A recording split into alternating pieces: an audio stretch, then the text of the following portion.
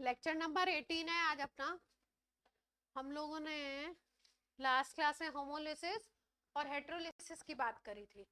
Homolysis में हम बात कर रहे थे कि किस किस कंडीशन में कौन कौन सी कंडीशन देख के हम पता लगाएंगे कि वहां पे बॉन्ड का फिशन होगा होमोलिटिक। होमोलिटिक का जो प्रोडक्ट होता है वो क्या होता है? Free radical. और जो भी बॉन्ड के कोवेलेंट बॉन्ड के इलेक्ट्रॉन होंगे वो दोनों एटम्स एक एक इलेक्ट्रॉन लेके सेपरेट हो जाएंगे। ऑड इलेक्ट्रॉन स्पीसीज बनेगी जिसको हम कहते हैं फ्री रेडिकल। लास्ट क्लास में आपको बताया था कि हेल्पर, अगर आपको रिएक्शन में क्या दिखाई दे, हेल्पर में से कोई एक दिखाई दे तो इसका मतलब वहां पे होमोलिटिक फिशन होने के चांसेस हैं। हेल्पर में क्या क्या डिस्कस किया था आपसे? अगर किसी रिएक्शन में आपको दिखाई दे रहा है हीट यानी 500 डिग्री सेंटीग्रेड से टेम्परेचर ज्यादा अगर है तो होमोलिसिस होने के चांसेस हैं। फिर एनर्जी की बात करें, सनलाइट अगर आपको दिख रहा है या हाई अमाउंट ऑफ एनर्जी दिखाया गया है तो उसकी प्रेजेंस में होमोलिटिक फिशन हो सकता है। फिर पेरोक्साइड अगर रिएक्शन में कोई लिखा हो जिसमें कि ज्यादातर जो पेरोक्साइड है, जैसे सोडियम पेरोक्साइड लिखा हुआ होगा Na2O2, ऐड कर लीजिए उसमें पेरोक्साइड के आगे Na2O2 अगर एरो के ऊपर लिखा हुआ है तो फ्री रेडिकल बनने के चांसेस हैं। NO2O2 होता है, बेंजोइक एसिड से बनाते हैं बेंजोइल पेरोक्साइड। इसके बाद किसी फ्री रेडिकल की प्रेजेंस में भी रेडिकल बन सकता है, फ्री रेडिकल बन सकता है। ठीक है, तो ये तो चार तो कंडीशन है।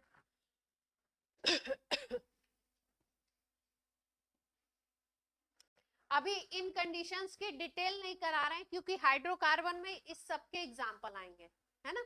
तो सबके एग्जांपल आएंगे तो वहीं पे एक्सप्लेन कर देंगे ये फ्री रेडिकल कैसे हो रहा है और ये कौन सा एग्जांपल है। सारे के सारे हम पढ़ने वाले हैं। सनलाइट की प्रेजेंस में भी पढ़ने वाले हैं, पेरोक्साइड की प्रेजेंस में भी पेरोक्साइड इफेक्ट पढ़ेंगे, फिर रेडिकल की प्रेजेंस में भी हम लोग पढ़ेंगे। कोल्बे सिंथेसिस रिएक्शन होता है उसमें, तो इसलिए अभी इसकी डिटेल नहीं करा रहे हैं। अब हमने एक बात करी थी कि अगर हेटेरोलिटिक फिशन होता है बॉन्ड का, कौन सा फिशन होता है? हेटेरोलिटिक। तो ये लिखा नहीं था शायद, तो इसको एक बार लिख लीजिए, फिर इसकी जो डिटेलिंग है वो करते हैं हम लोग। हेटेरोलिटिक फिशन की डेफिनेशन नहीं लिखी थी आपने?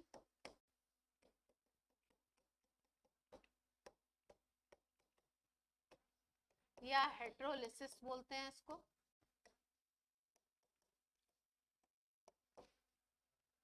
हेटेरोलिटिक फिशन में क्या था? When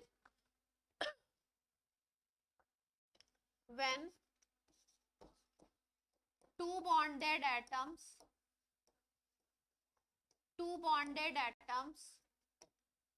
of covalent bond, two bonded atoms of covalent bond have electronegativity difference,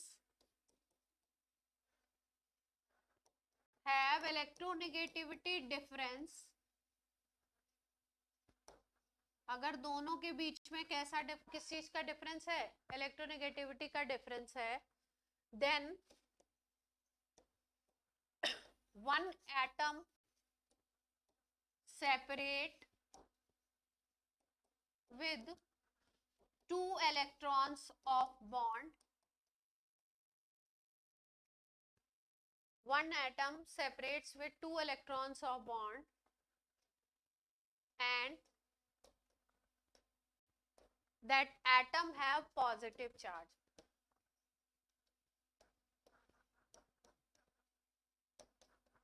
positive charge आएगा, इलेक्ट्रॉन लेगा तो या नेगेटिव आएगा?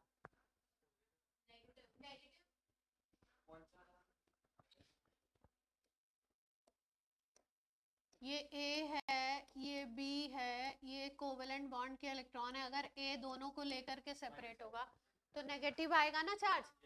जो लेकर के भागेगा उसके ऊपर कैसा चार्ज आएगा? Negative. That atom have negative charge and other atom have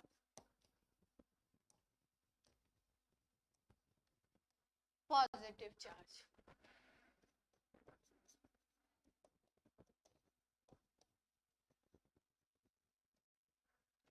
जो इलेक्ट्रॉन लेकर के चला जाएगा दोनों, उसके ऊपर नेगेटिव चार्ज, और जिसके पास कमी हो जाएगी उस पर कैसा चार्ज आ जाएगा, पॉजिटिव।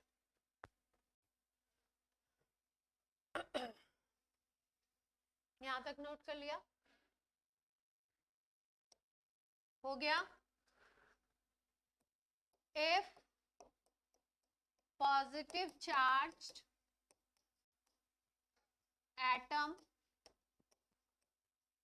इज कार्बन, अगर पॉजिटिव चार्ज एटम कार्बन है, then it is called carbocation. क्या बोलते हैं उसको, कार्बोकैटायन। और कार्बोनियम आयन,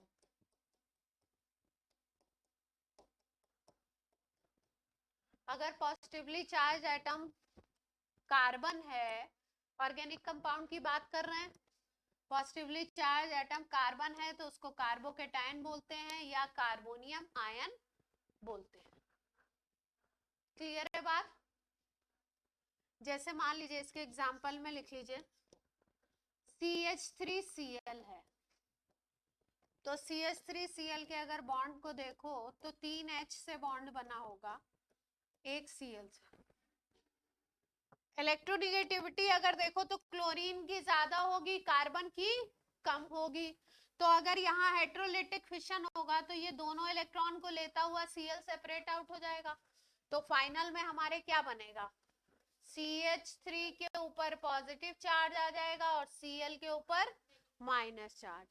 अगर कार्बन पे पॉजिटिव चार्ज आता है then it is called carbocation या कार्बोनियम आयन। ये क्या होगा, इसका नाम दे देंगे methyl carbocation.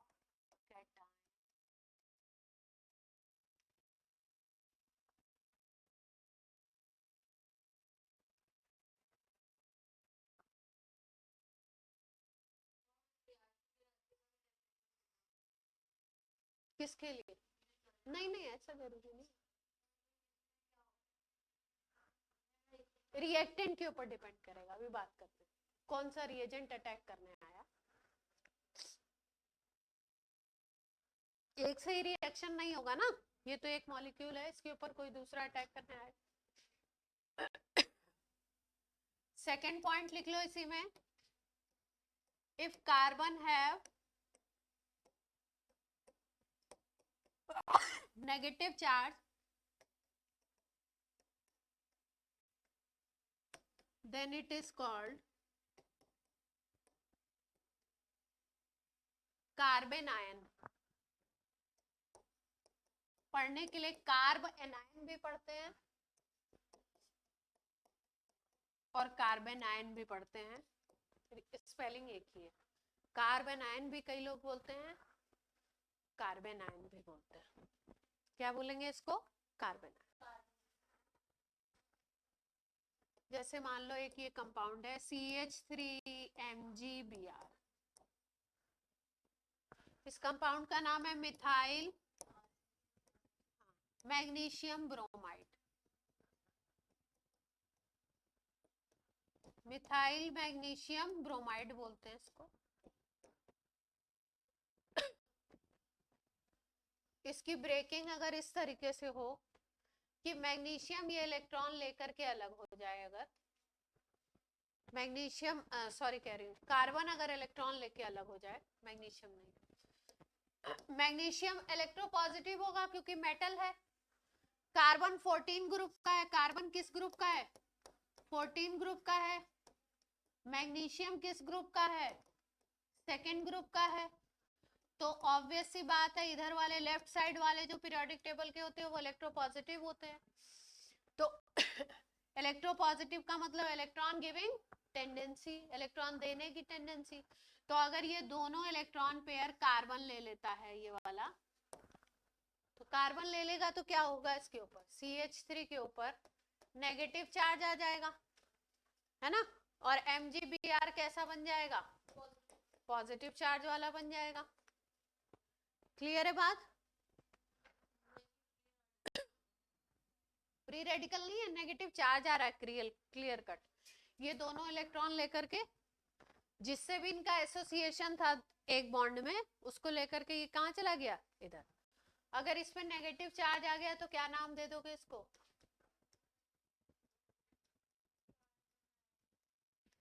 Carb anion, carbon ion.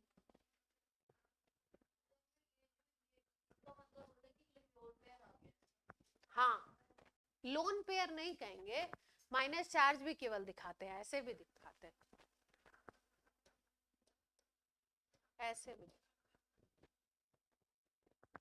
Lone pair नहीं कहेंगे, एक तो इसका खुद का ही है ना, एक पड़ोसी का लिया है।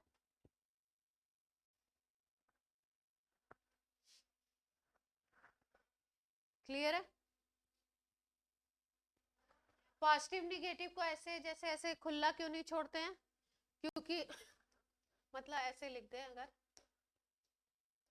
तो अगल बगल में भी बहुत सारे साइन होते हैं ना, तो इसलिए क्या करते हैं, ऐसे कर देते हैं। इसका कोई वैसा लॉजिक नहीं है, गोलू में बना देते हैं, तो अलग से क्या होता है, अलग से चमकता है, दिखता है।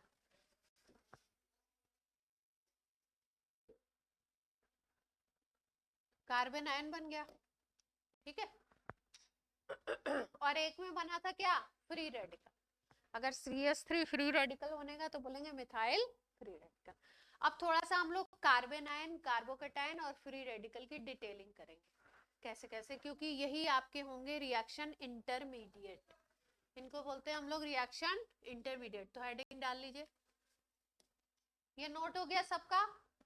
अथर्व समझ आ रहा है, आवाज आ रही है? हेलो हेलो, चलो हेडिंग डालो, रिएक्शन। अभी हमने इलेक्ट्रोफाइल न्यूक्लियोफाइल किया था, तो उसको क्या बोला था, अटैकिंग रिएजेंट। ये क्या है, रिएक्शन इंटर,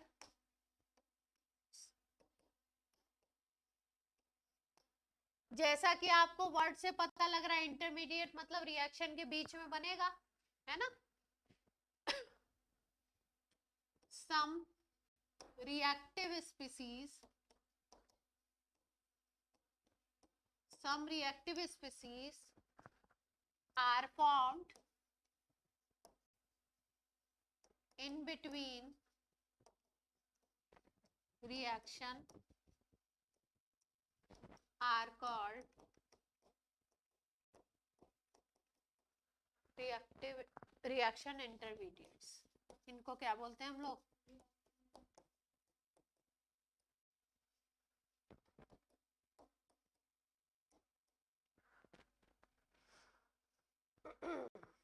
कौन कौन से पढ़ने वाले हैं, मेजर वे में पढ़ेंगे कार्बोकेटायन,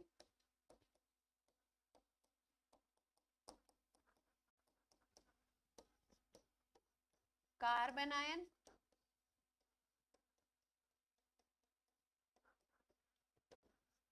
फ्री रेडिकल, तीन तो ये मेजर वे में पढ़ेंगे। थोड़ा सा पढ़ेंगे कार्बीन के बारे में,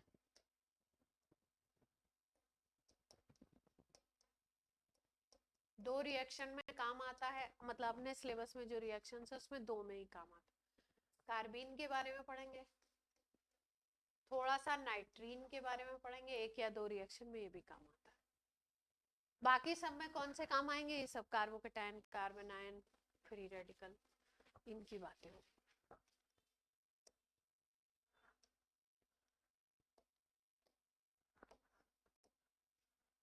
ठीक है, चलिए हेडिंग लगाइए, कार्बोकेटायन, इसकी डिटेल करते हैं।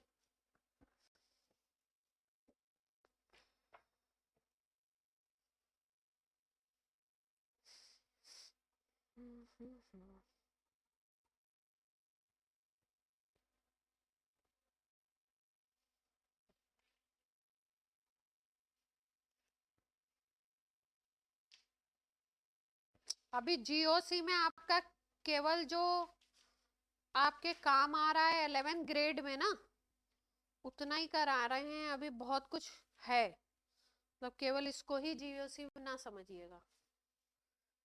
जैसे ही हाइड्रोकार्बन खत्म होगा, फिर से आपकी क्या शुरू हो जाएगी, फिर से GOC शुरू हो जाएगी।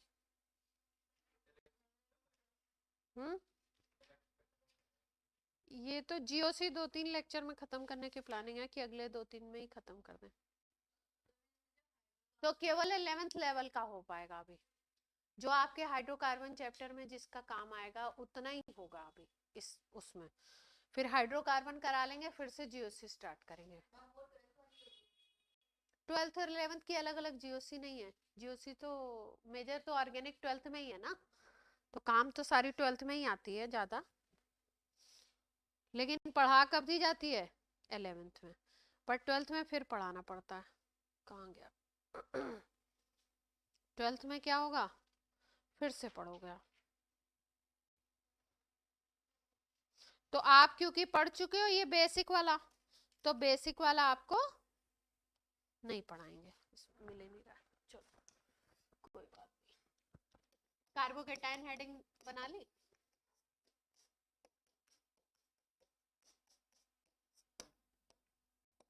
कार्बोकेटाइन।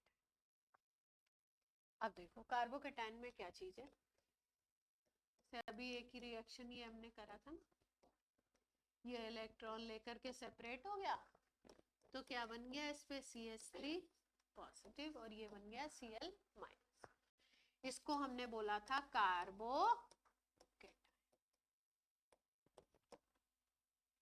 ठीक है, ये जो कार्बन जिस पे पॉजिटिव चार्ज आ जाता है जिसको हम कार्बोकेटाइन कह रहे हैं, ये बेसिकली होता है प्लेनर। कैसी स्पीसीज होती है ये, प्लेन। दूसरी चीज इसका हाइब्रिडाइजेशन जो होता है वो sp2 हाइब्रिडाइजेशन।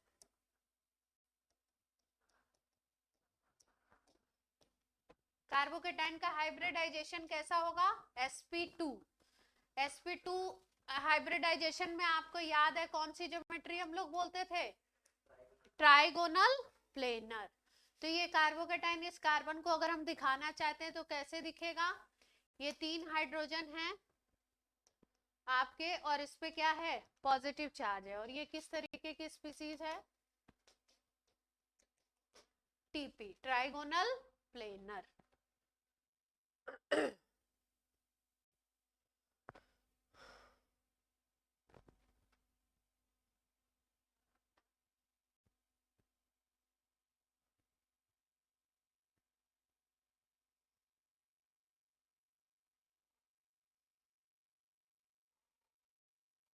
ठीक है,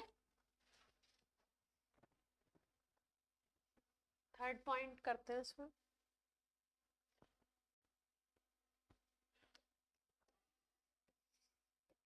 इस कार्बोकेटाइन में भी हम लोग बोलते हैं प्राइमरी कार्बोकेटाइन, सेकेंडरी कार्बोकेटाइन और टर्शरी। आप कार्बोकेटाइन लिखेंगे, मैंने C+ लिख दिया है, आप लिखेंगे प्राइमरी कार्बोकेटाइन, सेकेंडरी कार्बोकेटाइन और टर्शरी कार्बोकेटाइन, इनकी बात करेंगे हम लोग। प्राइमरी कब होगा, सेकेंडरी कब होगा, टर्शरी। देखो प्राइमरी का मतलब होगा जैसे मान लीजिए कार्बन से कोई दूसरा कार्बन जुड़ा नहीं है डायरेक्टली, तो उसको क्या बोलेंगे, प्राइमरी। या उस कार्बन से जिसपे पॉजिटिव चार्ज है उससे केवल एक कार्बन अटैच है, प्राइमरी किस कंडीशन में बोला जाएगा, positive charged carbon is attached to one carbon directly और no carbon directly। या तो वो एक कार्बन से अटैच हो डायरेक्टली या तो किसी कार्बन से अटैच नहीं हो, अकेला हो, जैसे मिथाइल होता है, तो उसको क्या कहते हैं हम लोग, प्राइमरी कार्बोकेटाइन।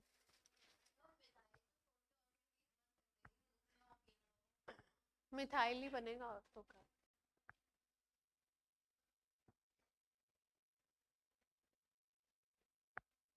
सेकेंडरी की बात करोगे तो सेकेंडरी कैसे बनेगा, कार्बन विच है पॉजिटिव चार्ज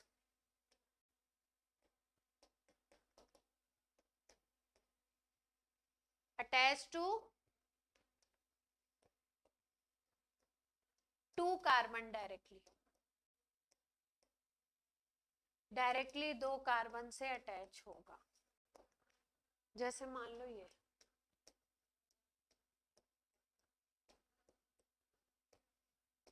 यहाँ पे बीच वाले कार्बन पे पॉजिटिव चार्ज है, ये 2 कार्बन से अटैच है, तो इसको क्या बोल दोगे?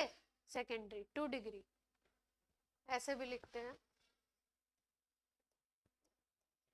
1 डिग्री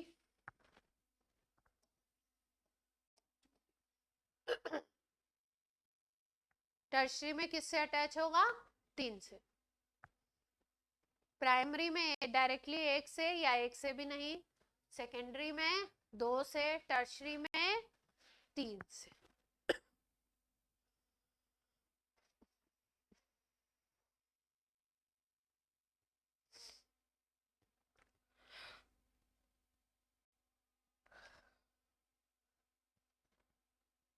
टर्शरी की भी डेफिनेशन लिख लो।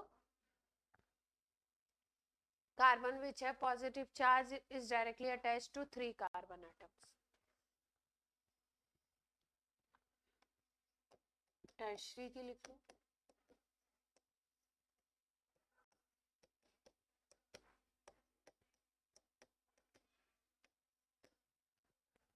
कार्बन विच है positive charge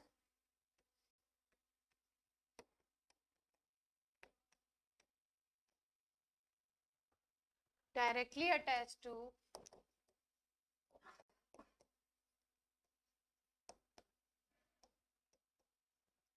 3 carbon atom. Directly attached to 3 carbon atom. अच्छा एक मिनट,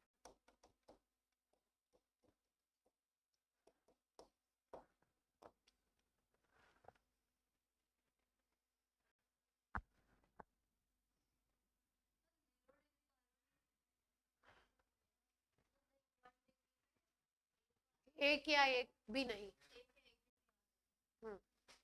0 डिग्री नहीं, 0 का सिग्निफिकेंस नहीं है ना। 0 का सिग्निफिकेंस मैथ्स में होता होगा आई थिंक। हाँ 0 सही बात है। 0 को लेते हैं ना, वो क्या पढ़ते हैं हम लोग बचपन में, नंबर लाइन माइनस प्लस फिर बीच में 0, पीएच में ले लेते हैं। चलो टर्शरी कर लो। कुछ कह रहे हो साक्षी? अरे यार टॉपिक से मिलकर एग्जांपल तो देखें।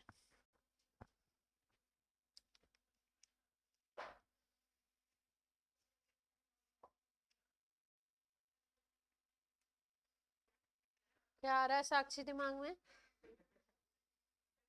बोलो साक्षी। कल फिजिक्स की क्लास आप लोग की कब है?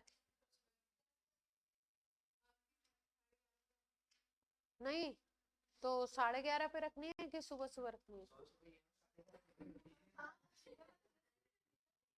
हाँ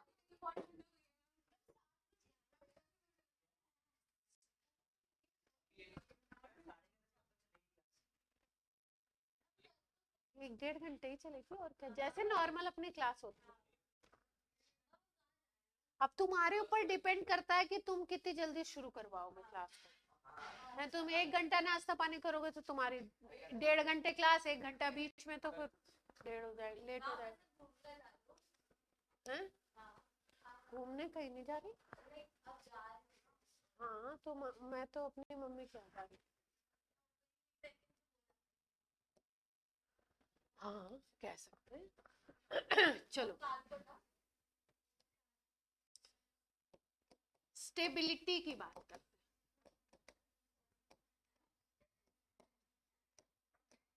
स्टेबिलिटी ऑफ कार्बोकैटायन। सर आप लोगों को जितना सिलेबस हो गया वो याद करवाने का सर का वो है मोटो। क्या पूछ रहे थे?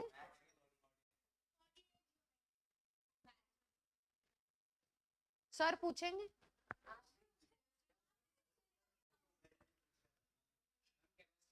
नहीं तो मैं ऑनलाइन क्लास ले लूंगी वहां से, कोई दिक्कत नहीं मुझे, मेरा सिस्टम सब मेरे पास होगा।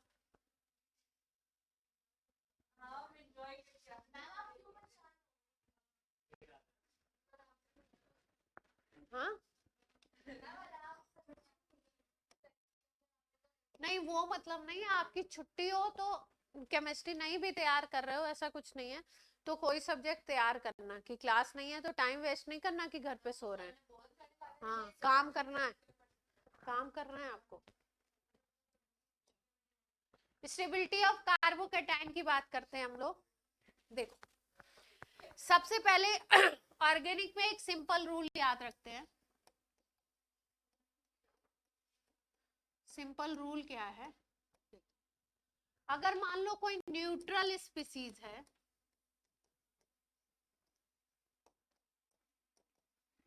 और कोई चार्ज स्पीसीज है,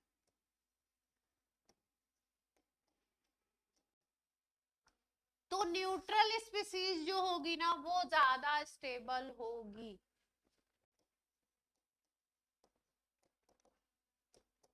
न्यूट्रल स्पीसीज क्या होगी, ज्यादा स्टेबल होगी।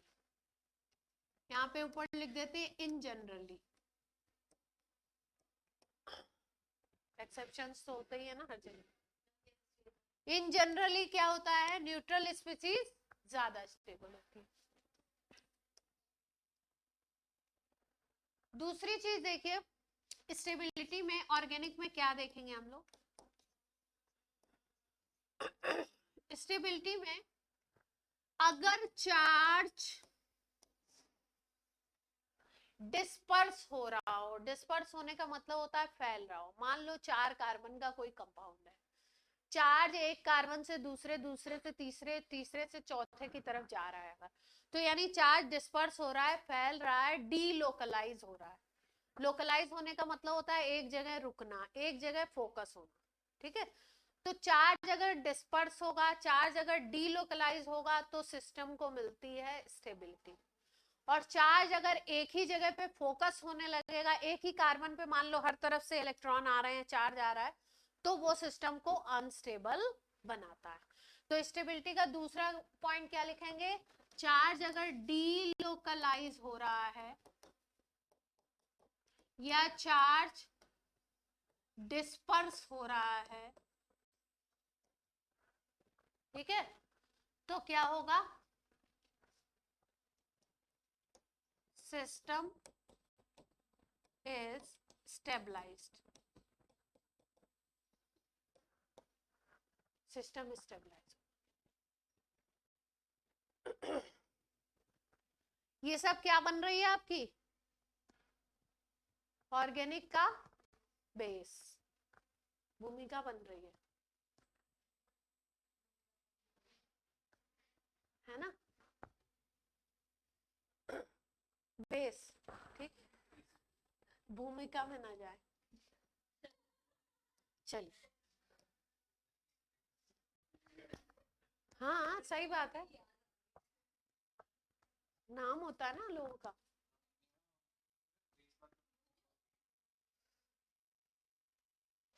हो गया, कौन बोला था 1 सेकेंड, हुआ, जल्दी लिखो, 1 सेकेंड बोल के हंस रहे हैं।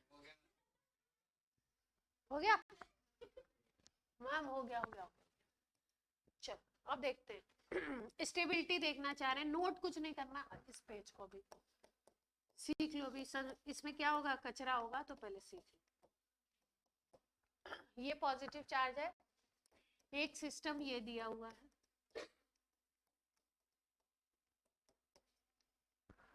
और एक सिस्टम है,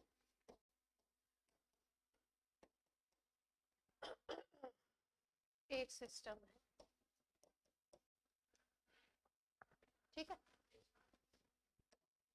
अब ये पूरा डिस्कस करने से पहले बता दें कि जैसे मिथाइल होता है, मिथाइल ग्रुप अगर कहीं पे है, तो ये मिथाइल ग्रुप ऐसा ग्रुप है जो इलेक्ट्रॉन को रिपेल करता है,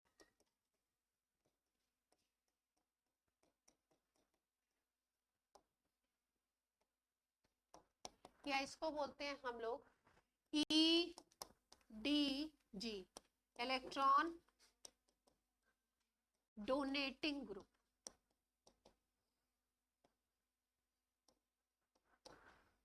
इलेक्ट्रॉन डोनेटिंग। ठीक, अब ध्यान से समझना इसको, हल्की सी प्लस माइनस की कैलकुलेशन है यहाँ पे। ये पॉजिटिव चार्ज है, ये एक मिथाइल लगा हुआ है, दूसरा लगा हुआ है, तीसरा लगा हुआ है, तीन तरफ से इलेक्ट्रॉन इधर रिपेल किए जा रहे हैं, इधर भेजे जा रहे हैं। ठीक, अब पॉजिटिव चार्ज जो आपका है, मान लो यहाँ पे +10 चार्ज है, सपोज एक एग्जांपल बता रहे हैं, यहां से मान लो -2 आ रहा है, दूसरी तरफ से -2, इधर से -2, तो ओवरऑल में चार्ज क्या हो जाएगा, +4 हो जाएगा। यानी कि सिस्टम पे, इस कार्बन वाले सिस्टम पे चार्ज क्या हो गया, कम हो गया। पहले कितना था, 10 था, अब ये इधर से इलेक्ट्रॉन आने लगे तो चार्ज क्या हो गया, इस पे कम हो गया। यानी कि ये सिस्टम चार्ज से किस तरफ जा रहा है, न्यूट्रल की तरफ जा रहा है। +10 था, अब क्या हो गया, +4। अगर और भेजा जाए चार्ज तो क्या होगा, धीरे धीरे +4 वाला चार्ज क्या होगा, कम होने लगेगा। यानी कि सिस्टम कहां से कहां की तरफ जा रहा है आपका, चार्ज से न्यूट्रल की तरफ, ऐसे समझना है इसको। अगर न्यूट्रल की तरफ जा रहा है तो सिस्टम क्या बन रहा है, स्टेबल। दूसरी जगह पे एक ही कार्बन है, इस पे 2 मिथाइल है, तो 2 मिथाइल है तो ऑब्वियस सी बात है, अगर 3 इलेक्ट्रॉन भेज रहे हैं तो कम, ज्यादा चार्ज भेज रहे होंगे, ज्यादा माइनस भेज रहे होंगे, और 2 भेज रहे हैं तो इसके कंपैरिजन में कम है ना, तो यहाँ पे स्टेबिलिटी थोड़ी कम होगी। ये पॉइंट क्लियर है। इस जगह पे अगर देखो तो एक ही मिथाइल है, तो ये पॉजिटिव चार्ज को थोड़ा कम करेगा इनके कंपैरिजन में। डिक्रीज सब कर रहे हैं पॉजिटिव चार्ज को, क्योंकि इधर से इलेक्ट्रॉन को भेज रहे हैं। ये तीन तरफ से सिस्टम में आ रहा है, ये 2 तरफ से आ रहा है, ये एक तरफ से आ रहा है। इस पे अगर देखो तो इस पे 3 हाइड्रोजन लगे हुए हैं, इस कार्बन पे क्या लगे हुए हैं, हाइड्रोजन। और हाइड्रोजन का ये जो इलेक्ट्रॉन रिपेलिंग टेंडेंसी होती है बहुत कम होती है। हाइड्रोजन की इलेक्ट्रॉन डोनेटिंग या इलेक्ट्रॉन खींचने की टेंडेंसी दोनों कम होती है। दोनों इफेक्ट में इसको लीस्ट मानते हैं। तो वहां पे तो मिथाइल से दे रहा है, यहाँ पे क्या है, बहुत हल्के छोटे आदमी को लगा दिया गया, तो ये क्या है, सबसे कम। तो इसका मतलब क्या है, स्टेबिलिटी सबसे ज्यादा बनेगी किसकी, 3 डिग्री की, फिर किसकी बनेगी, 2 डिग्री की, फिर उससे कम 1 डिग्री की। 1 डिग्री में भी आपका इथाइल सिस्टम की, और मिथाइल की सबसे कम। क्लियर है पॉइंट, आ रही है, आ रही है।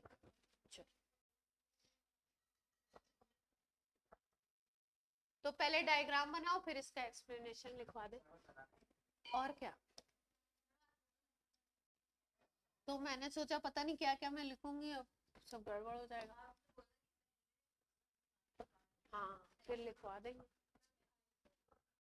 कौन सा, सेकंड वाला ऐसे, और बता what is rule.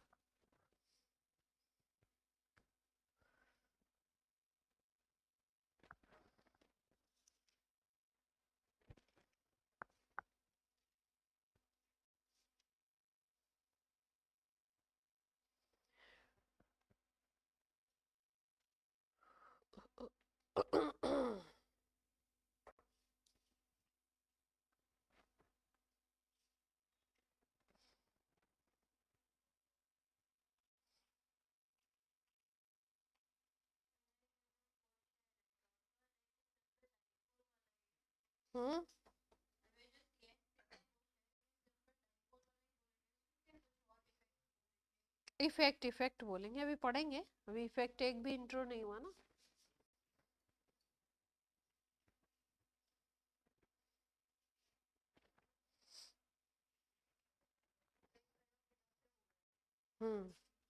Actually organic में क्या है, एक ही मॉलिक्यूल में कई बार ऐसा भी होता है 4 इफेक्ट लगते हैं, तो 4 इफेक्ट अब एक साथ तो एक्सप्लेन नहीं किए जा सकते ना, तो क्या हो रहा है, आपको धीरे धीरे बता रही हूँ। इसको इस एंगल से भी देख सकते हैं, ये इफेक्ट भी देख सकते हैं, ये भी देख सकते हैं, ये भी देख सकते हैं। तो पहले चारों को सिंपल वे में पढ़ तो ले, फिर एक मॉलिक्यूल में जिसमें चारों लग रहे होंगे उसकी डिस्कस करेंगे, है ना।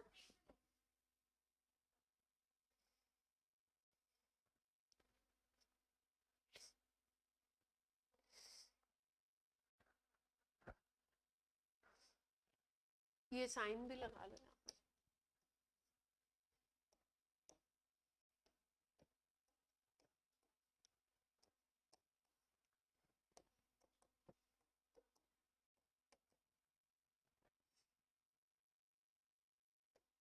ये तो मिथाइल है।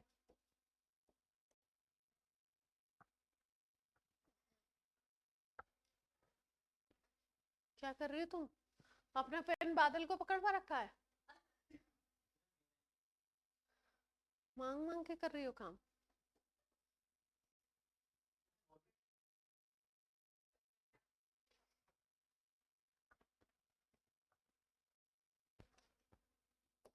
चलो,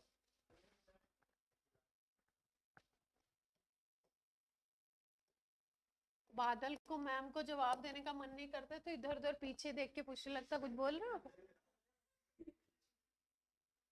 हर्ष कुछ बोल रहे थे क्या?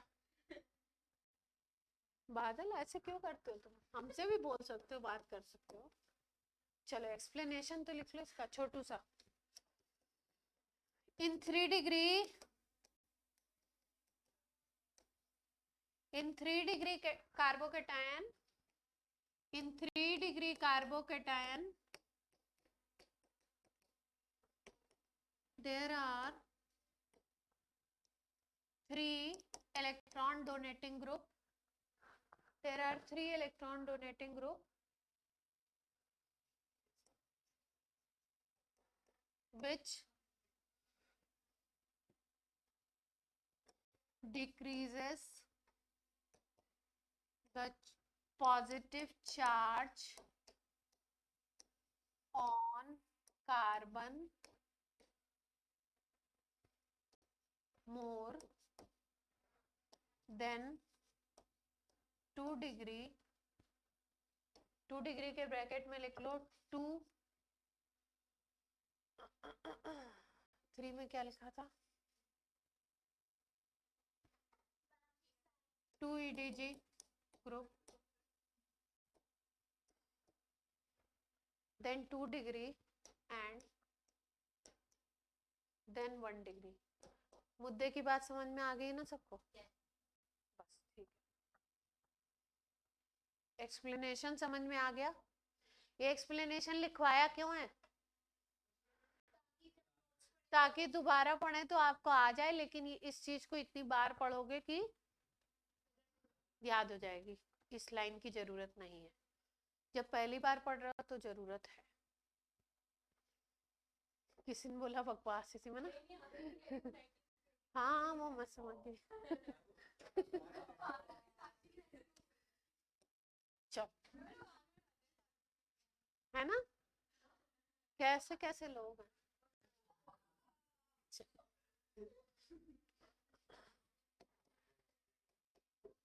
कार्बन आयन की वो देख लेते हैं।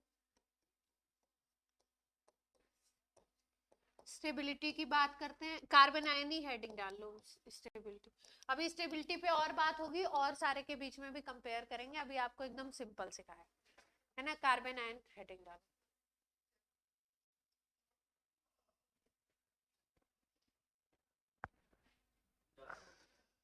जगह क्यों छोड़ दी?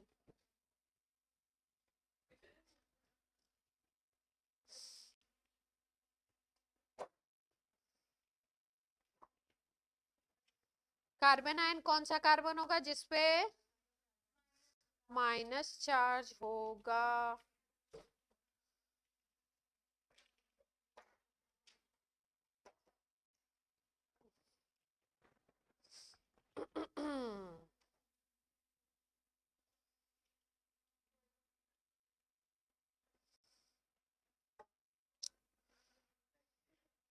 लिखो, चलो।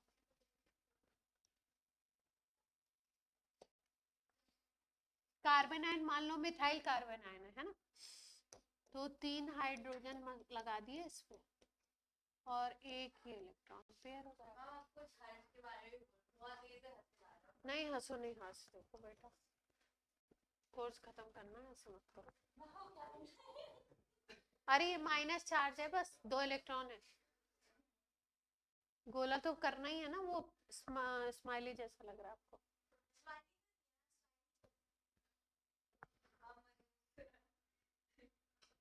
ठीक है, तो देखो कार्बन पे यहाँ पे क्या दिखाई दे रहा है, 3 तो बॉन्ड दिख रहे हैं, एक लोन पेयर दिख रहा है, यानी कि Z इज इक्वल टू क्या आ गया। केमिकल बॉन्डिंग में हाइब्रिडाइजेशन निकालते हैं तो नंबर निकालते हैं ना, lone pair plus bond pair निकालते हैं तो कितना हो गया, तो कितने आ गए आपके 4 आ गए। Z is equal to Z बोलते हैं इस नंबर को, स्टीयरिक फैक्टर, स्टीयरिक नंबर बोलते हैं Z। ठीक है, तो sp3 हाइब्रिडाइजेशन आ गया इसमें कार्बन आयन में, sp3 हाइब्रिडाइजेशन है तो कैसा होगा, टेट्राहेड्रल होगा। सही बात है, टेट्राहेड्रल हो गया। ठीक है, टेट्राहेड्रल को शॉर्ट में क्या लिखते हैं, टीडी। अगर शॉर्ट में लिखा हो कहीं तो टीडी लिखा हो, टीडी, टेट्राहेड्रल। और क्या पॉइंट है इसके important.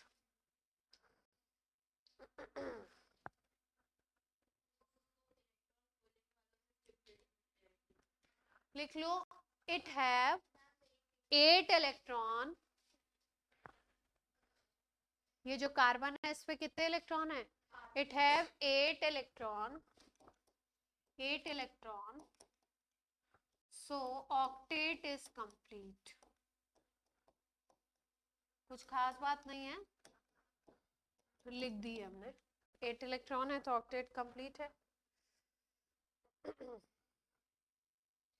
It behaves as charged nucleophile, minus charge है ना, तो माइनस चार्ज वाला न्यूक्लियस की तरफ अट्रैक्ट होगा। तो न्यूक्लियोफाइल दो तरीके के होते हैं, न्यूट्रल और चार्ज। तो ये कैसे बिहेव करेगा, चार्ज न्यूक्लियोफाइल की तरह इसका क्या होगा, बिहेवियर होगा।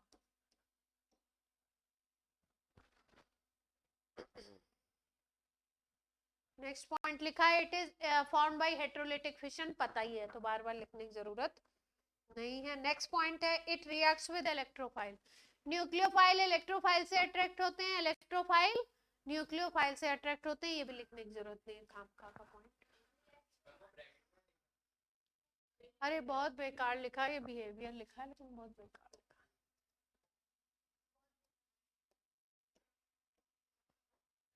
नेक्स्ट पॉइंट इंपॉर्टेंट है, वो लिखो, it is diamagnetic in character. Diamagnetic species वो होती हैं जिसमें इलेक्ट्रॉन सारे पेयर में हो, तो इट इज डायामैग्नेटिक। हाँ, 8 इलेक्ट्रॉन सिस्टम है ना, सी प्लस कहीं भी सी माइनस कहीं भी बनेगा तो 8 इलेक्ट्रॉन सिस्टम है। 8 इलेक्ट्रॉन का मतलब पेयर्ड, 4 पेयर हो गए।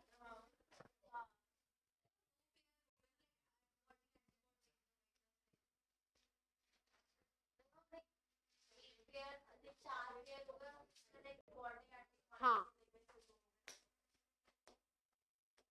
अब इसमें भी स्टेबिलिटी देख लें, 3 डिग्री 2 डिग्री और 1 डिग्री में, जनरल बातें तो हो गई।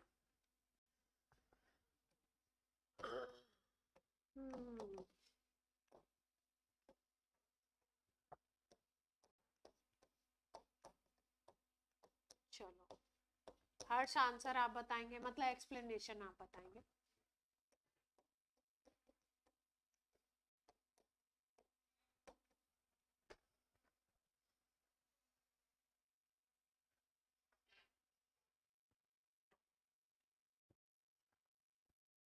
चलो बताओ हर्ष।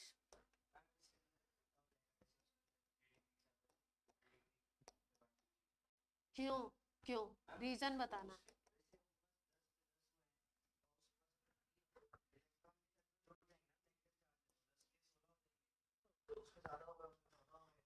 हम्म हम्म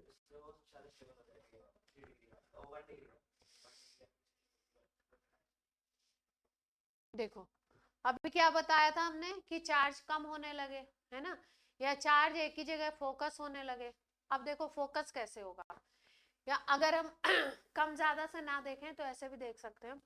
यहाँ माइनस चार्ज है और ये क्या कर रहे हैं, इलेक्ट्रॉन और भेज रहे हैं। पहले मान लो -10 यूनिट का था, अब -2 और भेज दिया, तो माइनस कितना हो जाएगा, -16 का चार्ज हो जाएगा, है ना, और एडअप हो रहा है। और एक ही कार्बन पे और चार्ज बढ़ रहा है, यानी कि फोकसिंग हो रही है चार्ज की एक ही जगह पे। तो क्या होगा, सिस्टम अनस्टेबल बनेगा। यहाँ पे अनस्टेबल बनाने वाले दो फैक्टर हैं, दो मिथाइल हैं, तो यहाँ पे थोड़ा स्टेबिलिटी होगी इसके कंपैरिजन में। मिथाइल में अनस्टेबल बनाने वाला केवल एक ही फैक्टर है, और इसमें तो कौन लगा हुआ है, गरीब आदमी, हाइड्रोजन, जो वीक है। ठीक है, तो क्या होगा, सबसे ज्यादा स्टेबिलिटी उसमें 3 डिग्री की थी, सबसे ज्यादा स्टेबिलिटी मिथाइल की या 3 डिग्री की, मिथाइल। हाँ सही बोल रहे हो, तुमने तो पहले ही सही दे दिया था।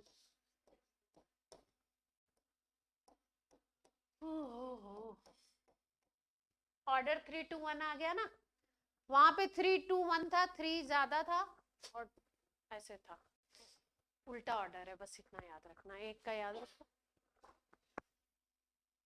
एक्सप्लेनेशन लिखने की जरूरत तो है नहीं, समझ आ रहा है सबको। अथर समझ आ रही बात,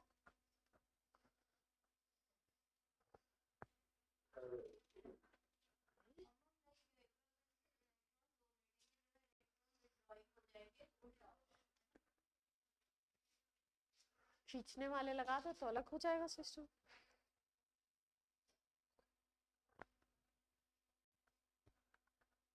चलो अब क्या बात करें, फ्री रेडिकल की बात करी जाए। रेजोनेंस पढ़ा नहीं है, इंडक्टिव पढ़ा नहीं है अभी, जो पढ़ा नहीं है उसका तो अभी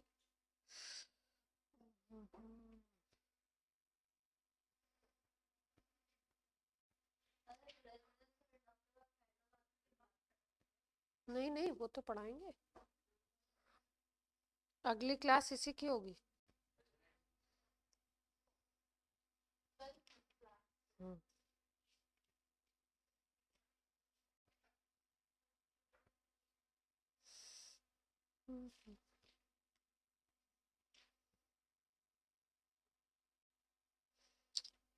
फ्री रेडिकल हेडिंग डाल लो, फ्री रेडिकल का भी जनरल थोड़ा सा करा दें। क्या, किस किस रिस्पेक्ट में पूछ रहे हो, एग्जामिनेशन पॉइंट ऑफ व्यू से? नहीं नहीं, रेजोनेंस ज्यादा इंपॉर्टेंट है, अपने आप में रेजोनेंस हर जगह है। फ्री रेडिकल हेडिंग डाल, कार्बोनाइन कार्बोकेटाइन कर लिया ना, फ्री रेडिकल के कुछ जनरल पॉइंट कर लें हम लोग।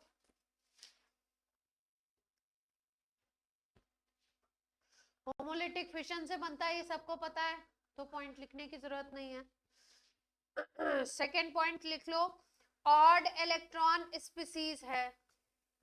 फ्री रेडिकल क्या होता है,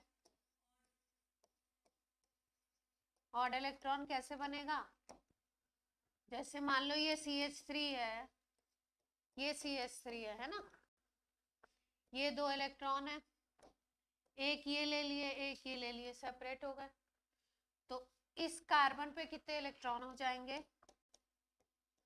ध्यान से देखो। इस कार्बन पे कितने इलेक्ट्रॉन हो जाएंगे, 1 2 3 4 5 6 7 इलेक्ट्रॉन हो जाएंगे ना। अगर ओवरऑल में अगर इसको देखें ऐसे बॉन्डिंग पूरे को, तो इस पे कितने इलेक्ट्रॉन हो जाएंगे, 7 इलेक्ट्रॉन हो जाएंगे, किस पे, कार्बन का सिस्टम 7 इलेक्ट्रॉन वाला हो जाएगा। तो ऑड इलेक्ट्रॉन हो गए, ऑड नंबर में, पेयर में नहीं है, ऑड है। हाँ,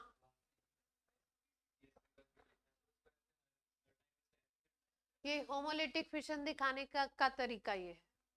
ये जैसे हेट्रोलिटिक दिखाओगे ना तो ऐसे एरो घूमेगा, ऐसे जाएगा या ऐसे जाएगा। होमोलिटिक में ऐसे हाफ एरो दिखाते हैं, ये हाफ एरो है, समझ रहे हैं, हाफ एरो। ये आपका फुल एरो है, फुल एरो मतलब 2 इलेक्ट्रॉन जा रहे हैं, हाफ एरो मतलब 1 इलेक्ट्रॉन, ऐसे दिखा रहा है। ये हाफ एरो, समझ आई बात? तो अगर कहीं ऐसा हाफ एरो दिख रहा है तो कौन सा फिशन हो रहा है? होमोलिटिक, 1 इलेक्ट्रॉन लेके जा रहा है। तो ऑड इलेक्ट्रॉन स्पीसीज हो गई। अरे क्या लिखा है इस पेज पे? अरे मैम, 2 ही चीजें तो लिखी हैं, एक ही चीज लिखी है, ऑड इलेक्ट्रॉन। उसके बाद नेक्स्ट पॉइंट लिख लो। पैरामैग्नेटिक इन नेचर लिख लिया था, नहीं लिखा? पैरामैग्नेटिक लिख लीजिए। इलेक्ट्रॉन पेयर्ड नहीं है तो कैसा होगा? वो कैसा था? कार्बोकेटायन। कार्बोकेटायन कैसा था? कार्बोकेटायन भी डाया था। कितने इलेक्ट्रॉन सिस्टम होगा? C+।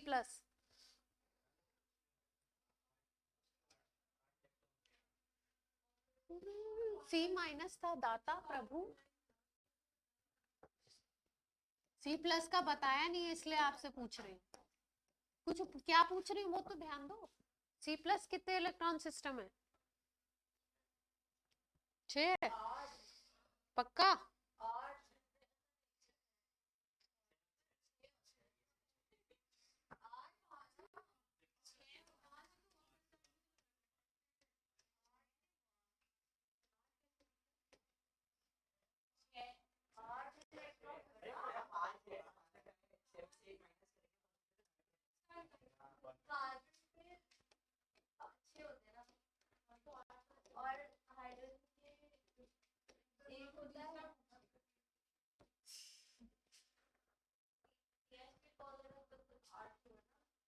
बोलो कितने इलेक्ट्रॉन है? अगर ये लेके निकलेगा, ये दे देगा इसको। 6 हुए ना, C+ की बात कर रही हूँ मैं। 5 कहाँ हो रहा है? 6 ही तो हो रहे हैं। ये बॉन्ड के इलेक्ट्रॉन तो है ही ना, इसमें कुछ थोड़ी हो रहा है, इधर वाले में हो रहा है ना। आउटर शेल में 4 होते हैं, आउटर शेल में 4 होते हैं। अगर कार्बन के अराउंड अभी देखो जब टूटा नहीं है तो 1 2 3 4 5 6 7 8 इलेक्ट्रॉन होते हैं, उसके चारों तरफ की बात कर रहे हैं, 8 होते। अब क्या हुआ, ये 2 को लेकर के कौन भाग गया? क्लोरीन। तभी तो इस पे C+ का चार्ज आया। तो C+ वाला सिस्टम कितने इलेक्ट्रॉन सिस्टम होगा? 6 इलेक्ट्रॉन। तो जहां कार्बोकेटाइन लिखा है वहां लिख लो 6 इलेक्ट्रॉन सिस्टम। तो वहां भी पेयर्ड सिस्टम है, डाया। कार्बोकेटाइन हेडिंग डाली होगी ना, वहां लिख लो 6 electron system, diamagnetic. Free radical कैसा है? पैरामैग्नेटिक। और वो दोनों कैसे थे? डाया। कार्बोकेटाइन में लिखा था ना sp2 हाइब्रिडाइजेशन, लिखा है? उसी के बगल में लिख लो 6 electron system, diamagnetic.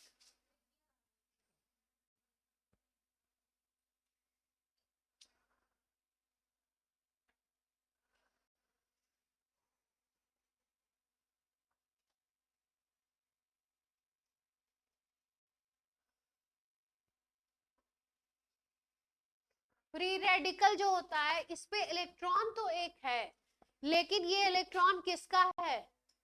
Free radical की अगर बात करो तो ये इलेक्ट्रॉन जो ये लेकर के गायब हो रहा है, ये इलेक्ट्रॉन किसका है? कार्बन का, ये खुद का ही है, बगल वाले का तो है नहीं। तो आपको दिखेगा ऑड इलेक्ट्रॉन स्पीसीज है, लेकिन ये चार्ज नहीं होती है। कैसी स्पीसीज है ये? न्यूट्रल। ये एक ऑड इलेक्ट्रॉन देख करके आप कभी भी ये नहीं समझेंगे कि ये चार्ज है।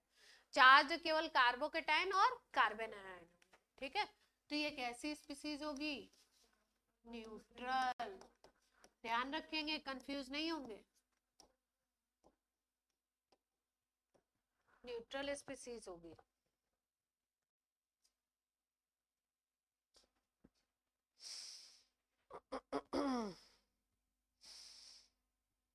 इलेक्ट्रोफाइल होगा या न्यूक्लियोफाइल होगा? क्या इलेक्ट्रोफाइल होगा या न्यूक्लियोफाइल?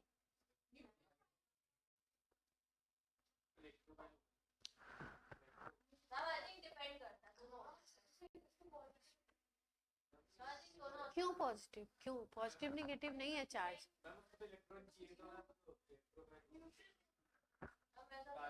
न्यूट्रल तो है, इलेक्ट्रोफाइल है या न्यूक्लियोफाइल है, ये सवाल है।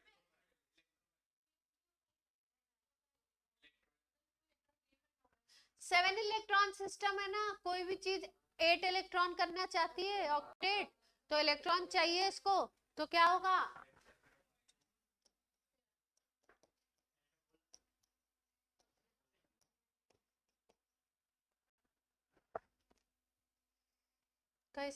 कैसे सोचना है? तो न्यूट्रल तो बोला ही है। हाँ सही बोल रहा है वो बोल रहा है न्यूक्लियोफाइल। बादल यहाँ देखिए, बादल इधर देखिए, इधर नहीं।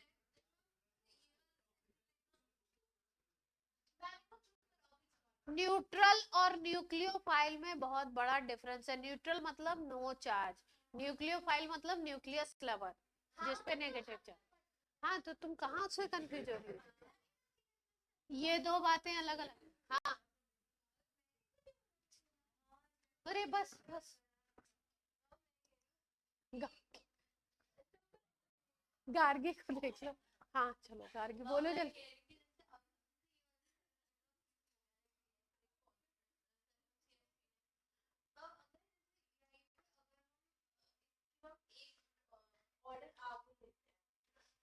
क्या?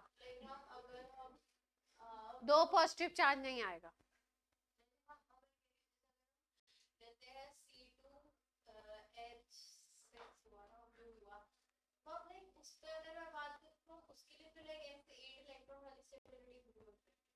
क्यों 8 नहीं आएगा? 8 कैसे आएगा? बॉन्ड ब्रेकिंग से देखेंगे ना।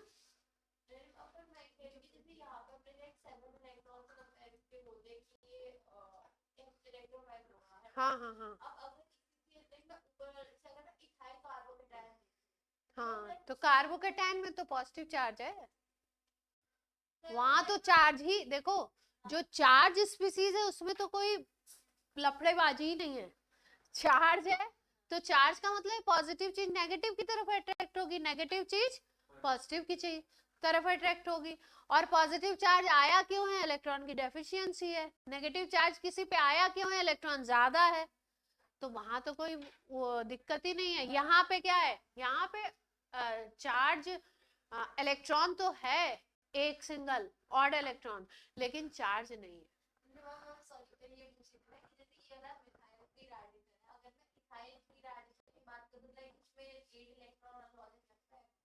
वहां कहाँ 8 लगाओगी? बात कर लेते हैं, कहाँ लगाओगे? देखो एक second, wait wait wait wait, देखो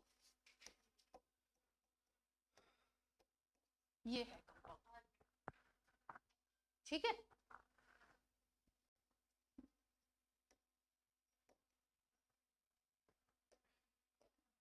यहाँ होगा ही नहीं, दूसरे तरीके से देखो।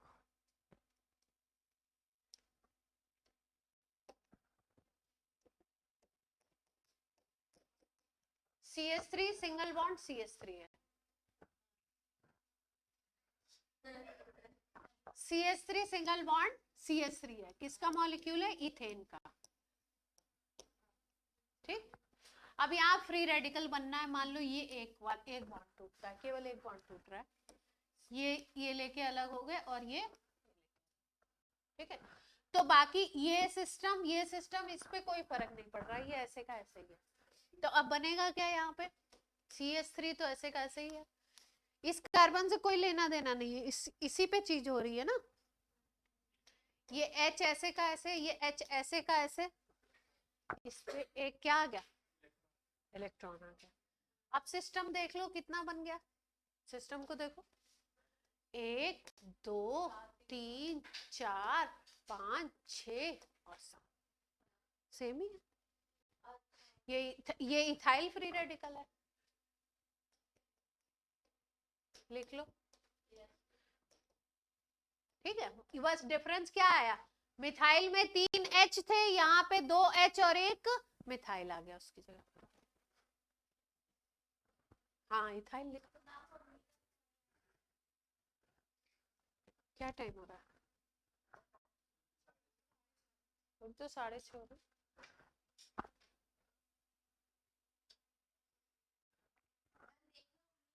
क्या टाइम बता के आते हो घर पे? हाँ तो बस ठीक है, उसके पहले फोन थोड़ी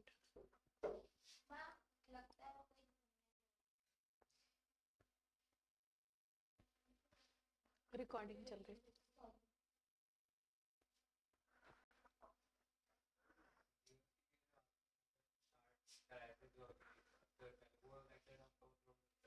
हुए नहीं, मुझे पता नहीं है पर शायद हो गया मुझे।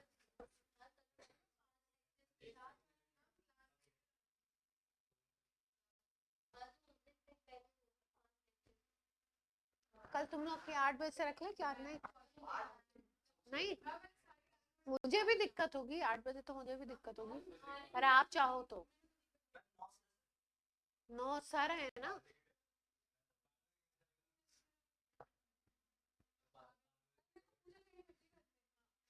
11:30 का सर कब छोड़ेंगे, 10 से 11:45 से स्टार्ट कर देंगे, आपकी 15 मिनट तो लोगे ही ब्रेक, 1.5 घंटे जोड़ लो, मैथ्स तो आती है आपको। 45 से 12:45 1 घंटे, सवा हो गया, है ना, ज्यादा थोड़ी है। फिर तो तुम्हारी केमिस्ट्री की छुट्टी है ना, नहीं तो मैं कर लेती नहीं। चलो हाँ हाँ, आप बोलोगे तो मैं क्लास ले लूंगी, अगर आपको लगता है आपको ले चाहिए तो। इसमें स्टेबिलिटी का ऑर्डर क्या आना चाहिए, आप क्या सोचते हो? फ्री रेडिकल में वैसे याद करने के लिए तो याद रखो, कार्बोकेटाइन वाला आता है तो 3 डिग्री ज्यादा होगा, फिर कौन सा होगा, 2 डिग्री होगा, फिर कौन सा होगा, 1 डिग्री होगा ना।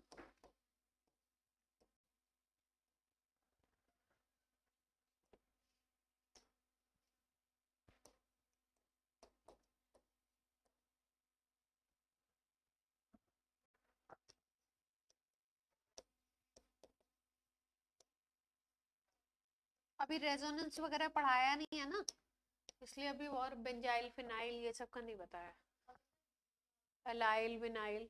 अब ये सोचने का काम आपका, ये बताओ क्या हो सकता है रीजन, और क्या, तो कब, अभी लिखा है तो घर पे जाके थोड़ी सोचना।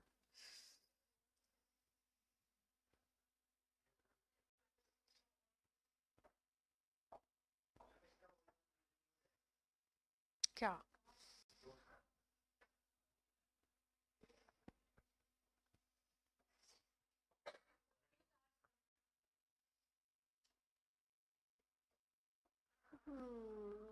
इसका वो रीजन नहीं है, इसका दूसरा रीजन है, समझाएंगे, एक प्रोसेस है हाइपर कंजुगेशन, वो पढ़ा तो दे, CH2।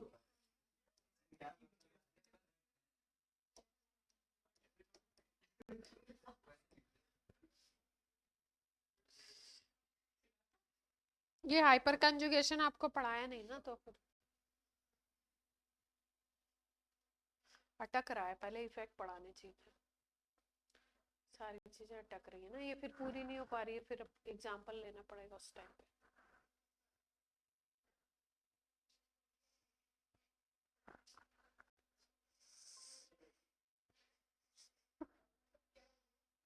क्या बोला इसने?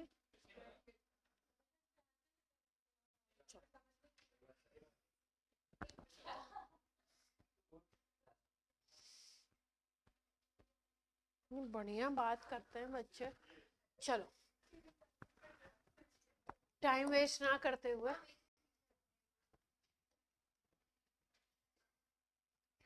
तुम लोग इसमें 2 टेस्ट तो दे ही दो कम से कम ये 6-7 दिन में। और तुम्हारे फाइनल एग्जाम भी तो आ रहे हैं। हाँ तो टेस्ट दे दो तैयार करके, इसमें क्या है, 2 टेस्ट दे दो हफ्ते भर में।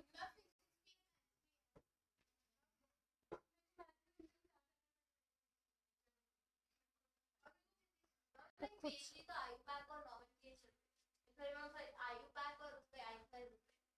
किसको टेस्ट में लेना चाहती हूँ आइसोमेरिज्म पे, आई पैक पे नहीं लेना चाहती। आई पैक इतनी पूछ नहीं रहा है, क्यों आई पैक का भी टेस्ट देना? उसमें तो माइनस में नंबर थे तुम्हारे सभी के। हाँ।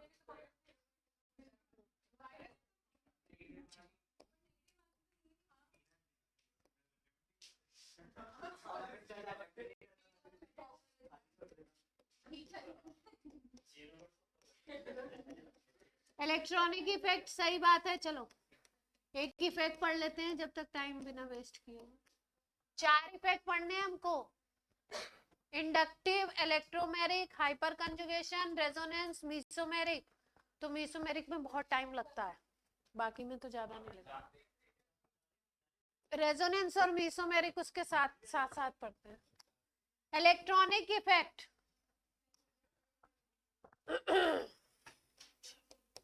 कौन कौन से पढ़ेंगे?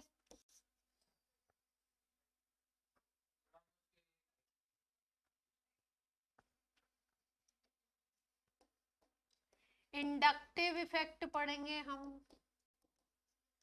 जो सबसे सिंपल है। मीसोमेरिक इफेक्ट पढ़ेंगे, जो थोड़ा डिफिकल्ट है पर समझ आ जाए तो हर क्वेश्चन में लगेगा। उसके बाद हम पढ़ेंगे क्या, मीसोमेरिक के बाद इलेक्ट्रोमेरिक।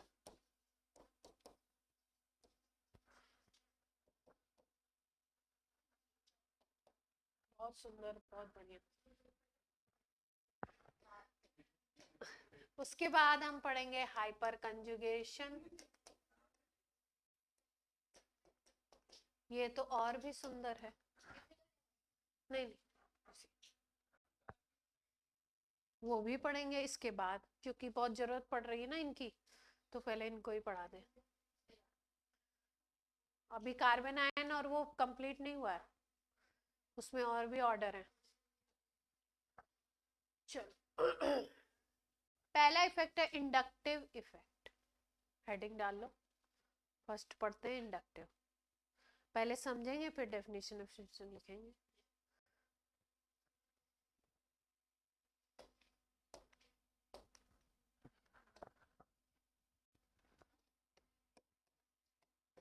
फिजिक्स में आपने इंडक्शन पढ़ा होगा, अरे सुना तो होगा। 10th में नहीं पढ़ा है?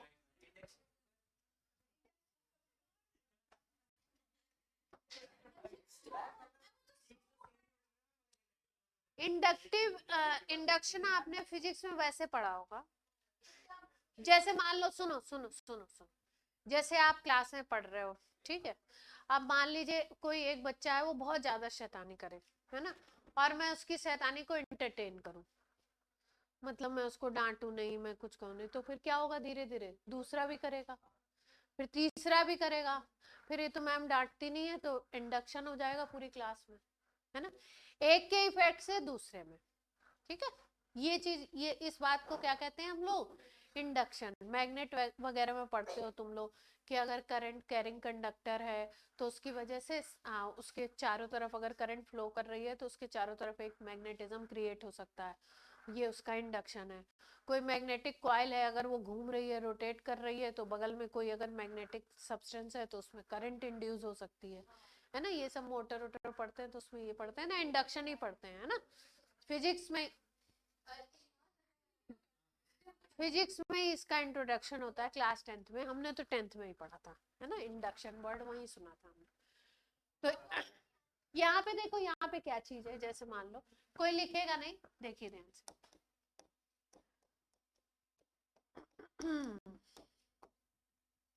मान लो कि ये कार्बन की एक चेन है, ठीक है।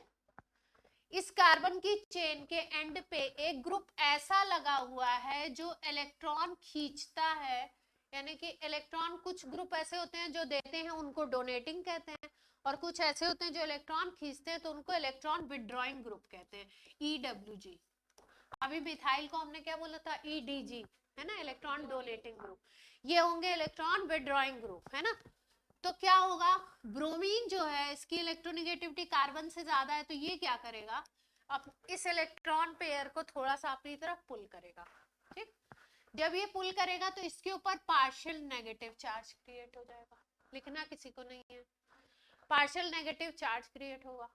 अब इसके पार्शियल नेगेटिव चार्ज की वजह से, मतलब इसके खींचने की वजह से इलेक्ट्रॉन पेयर थोड़ा इधर शिफ्ट हुआ। जैसे ही कंप्लीट शिफ्टिंग नहीं हो रही है, थोड़ा सा शिफ्ट हो रहा है, तो इसमें पार्शियल नेगेटिव, और इससे अवे हो रहा है इलेक्ट्रॉन, तो इस पे कैसा चार्ज आएगा, पार्शियल पॉजिटिव। क्लियर है बात।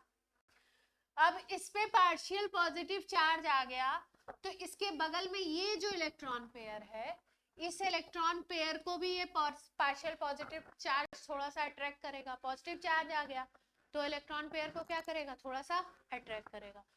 तो जब अट्रैक्ट करता है, इधर से भी अट्रैक्शन होगा, तो इस पे भी थोड़ा पार्शियल पॉजिटिव चार्ज आ जाएगा, है ना।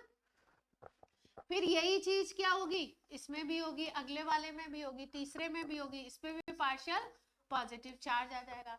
इंडक्टिव इफेक्ट में जो पॉजिटिव या नेगेटिव चार्ज हम लोग दिखाते हैं, जैसे इसमें डेल्टा प्लस लिखा था, इसमें डेल्टा प्लस प्लस 2 डेल्टा आ गए, इसमें 3 डेल्टा आ गए। डेल्टा जैसे जैसे बढ़ते हैं वैसे वैसे चार्ज कम होता है, मतलब अगर मान लो इसमें 10 यूनिट का चार्ज डेवलप हो रहा है, तो इसमें 6 यूनिट का होगा, इसमें 4 का होगा, मतलब कम होगा। ये डेल्टा बढ़ने का मतलब क्या है, अपोजिट साइन लिया गया है, चार्ज कम हो रहा है। इस पे अगर 10 यूनिट डेवलप हो रहा है, तो इस पे 6, इस पे 4, इस पे आगे वाले पे 2, ठीक। इस इफेक्ट को हम कहते हैं इंडक्टिव इफेक्ट। इंडक्टिव इफेक्ट क्यों बोला, कि चेन के एक साइड में माइनस ग्रुप लगा था जिसने इलेक्ट्रॉन को खींचा, इसकी वजह से चार्ज इस पे आना चाहिए था पॉजिटिव, जो आ गया। अब इसकी वजह से किस पे चार्ज आया, एडजेसेंट पे। फिर इसकी वजह से किस पे चार्ज आया, एडजेसेंट पे। यानी पूरी चेन में क्या हो गया, पॉजिटिव चार्ज आ गया, तो एक इंडक्शन काइंड ऑफ चीज हुई। इसलिए इस इफेक्ट को क्या कहते हैं हम लोग, इंडक्टिव इफेक्ट बोलते हैं। क्लियर है बात। 3 कार्बन तक ही वैलिड है। जैसे मान लो 10 कार्बन की चेन है अगर, तो कहां तक इंडक्टिव इफेक्ट में चार्ज आता है। अब इसके बाद जो चार्ज आता है वो इतना कम होता है कि उसको हम लोग कंसीडर नहीं करते। तो चेन में कहां तक वैलिड है, 3 तक। क्लियर है। अब मान लो ये है, देखो ध्यान से, दूसरा केस देख लो इसका। यहाँ पे कोई वाई ग्रुप लगा हुआ है, ठीक है। ये ग्रुप ऐसा था जो इलेक्ट्रॉन को पुल कर रहा था, खींच रहा था, है ना। अब कोई ऐसा ग्रुप लगा दो जो इलेक्ट्रॉन को दे रहा, रिपेल कर रहा। अगर रिपेल करेगा तो इस पे कैसा चार्ज आएगा, पॉजिटिव। इससे अवे हो रहा है इलेक्ट्रॉन, हमेशा जिससे दूर जाता है उस पे पॉजिटिव चार्ज, जिसके पास आता है उस पे नेगेटिव चार्ज, तो इसमें पार्शियल पॉजिटिव आएगा। क्लियर है। इस पे कैसा चार्ज डेवलप होगा, इलेक्ट्रॉन इस तरफ शिफ्ट हो रहे हैं, पार्शियल नेगेटिव। इसके नेगेटिव चार्ज और इसका ये जो इलेक्ट्रॉन है, इससे क्या होना चाहिए, इसमें रिपेल होगा, है ना। रिपेल होगा तो इधर आएगा, इधर आएगा तो क्या होगा आपका, अब चेन कैसे चल रही है, ऐसे चल रही है, तो इस पे नेगेटिव आ गया, ठीक है। अब इसके नेगेटिव चार्ज से ये इलेक्ट्रॉन भी रिपेल होंगे, तो इलेक्ट्रॉन इस तरफ शिफ्ट होगा, तो इधर भी नेगेटिव आ गया। तो दोनों कैसे इफेक्ट बोले जाते हैं, इंडक्टिव इफेक्ट बोलते हैं। एक को बोलते हैं प्लस आई और दूसरे को क्या बोलते हैं, minus I. Plus inductive effect and minus inductive effect. ये डिपेंड करेगा कि साइड में कौन सा ग्रुप लगा हुआ है। क्लियर है।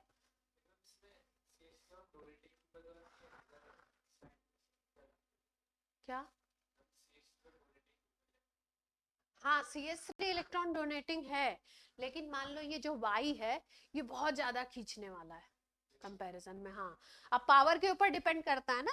जैसे मान लो हमने बोला कि 20 जो है वो 10 से बड़ा है, लेकिन अब 20 के सामने हम 100 को ले आए तो 100 बड़ा हो गया। ठीक है, हाँ 3 तक ही वैलिड। हाँ हाँ, inductive effect is valid minus plus सब में, यही है। प्लस आई में भी माइनस आई में भी 3 कार्बन तक ही वैलिड है। उसके बाद जो चार्ज डेवलपमेंट है वो बहुत कम है तो उसको नेग्लेक्ट करते हैं। ठीक है, क्लियर है बात? डेफिनेशन लिख लो अच्छी सी, ये नहीं बनाना नहीं है, बना लिया तो कोई बात नहीं। चलो, बना लियो है तो कोई बात नहीं है, तो सब लोग बना लो, बना लो, बनाना तो है ही। पहले डेफिनेशन लिखते हैं तो फिर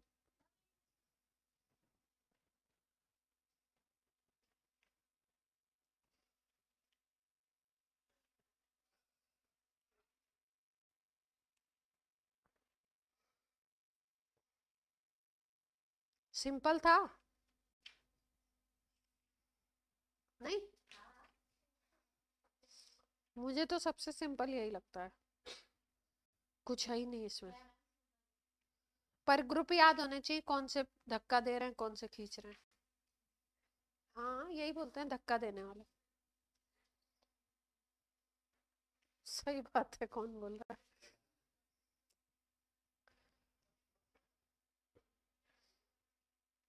इतने प्यारे बच्चे हैं, प्यारे प्यारे बच्चे।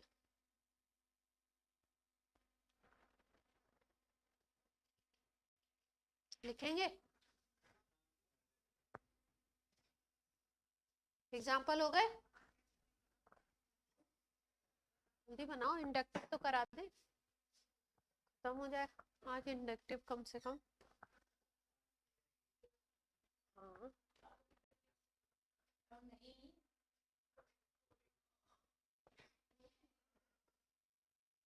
45 हो गए, तो 7 बजे तक तो चली जाएगी, तो इसको कराएंगे।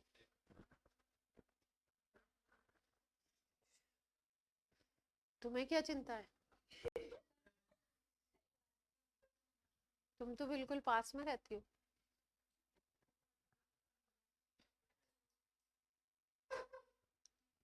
चलो पहला पॉइंट लिखो, it is permanent effect. Permanent का मतलब सोच रहे हो, समझ रहे हो? हाँ, जैसे कोई फैमिली हो, मान लो उसमें कोई बाहर वाला आए ना आए, कोई मसाला डाले ना डाले, वो हमेशा लड़ते रहते हैं, तो मतलब क्या है, उनके बीच में ये प्रोसेस परमानेंट है। रिएजेंट ऊपर से कोई आए अटैक करने या नहीं आए, इसमें ये इंडक्टिव इफेक्ट परसिस्ट करेगा मॉलिक्यूल में। ठीक है, मतलब किसी को आके अटैक करने की जरूरत ना है, तो इसलिए क्या बोलते हैं इसको, परमानेंट इफेक्ट, हमेशा रहेगा। सेकेंड पॉइंट लिखो, this is effect is transmitted, this effect is transmitted in carbon chain,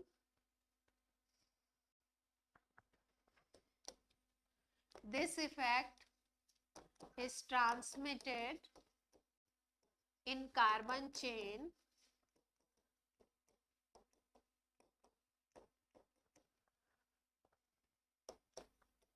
through sigma bond।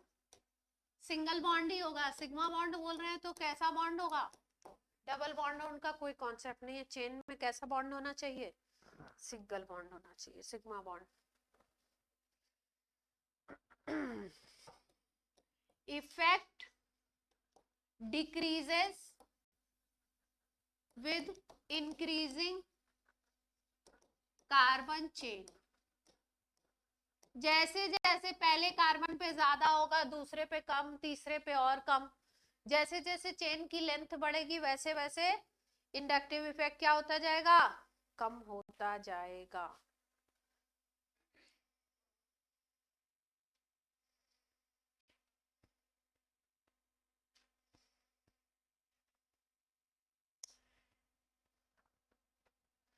This is valid up to 3 carbon, 3 carbon तक ही वैलिड है। चौथे कार्बन पे क्या हो जाएगा, हाँ कुछ नहीं है वहां पे, दुनिया खत्म।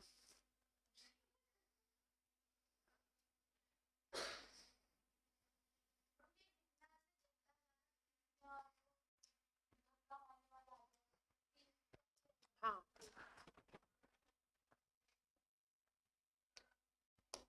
नोट कर लिया। पांचवा point, in this effect electron never leaves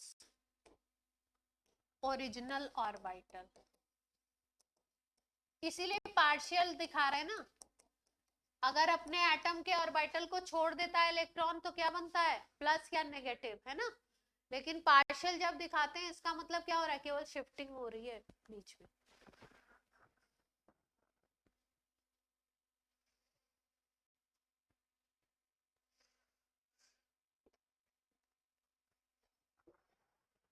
denote कैसे करते हैं, डिनोटेड बाय एरो, एरो से ऐसे डिनोट करते हैं ना।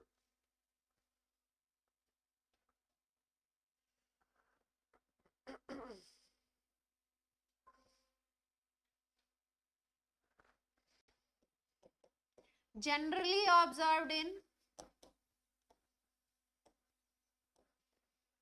सैचुरेटेड कंपाउंड, सैचुरेटेड कंपाउंड समझते हैं, जिसमें सिंगल बॉन्ड हो ना, सिंगल बॉन्ड हो जिसमें, सैचुरेटेड कंपाउंड में डबल बॉन्ड का कॉन्सेप्ट नहीं है।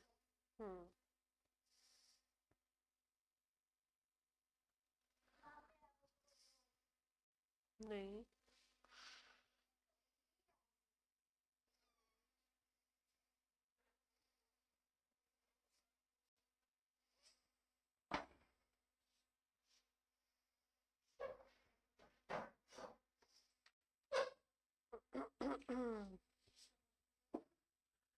लिख लिया, प्लस आई माइनस आई लिख लो।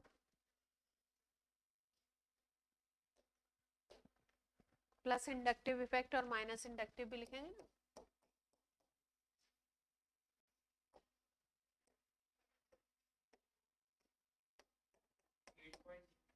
हाँ 8th पॉइंट यही बन जाएगा, प्लस आई इफेक्ट और minus.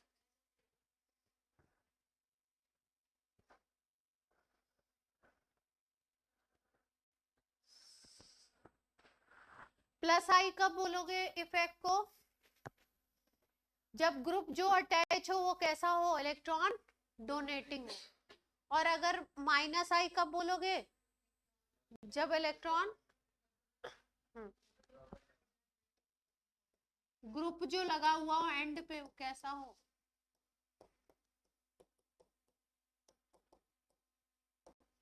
Electron donating. Minus I effect कब होगा, ग्रुप जो एंड पे होगा वो क्या होगा,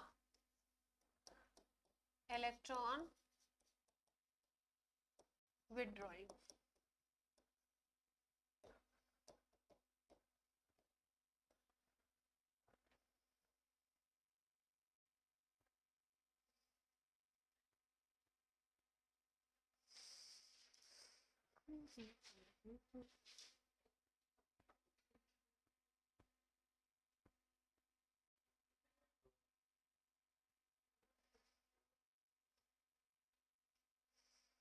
किसके,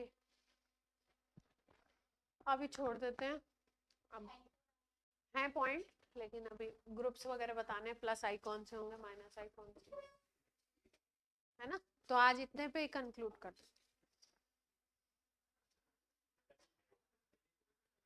Yeah,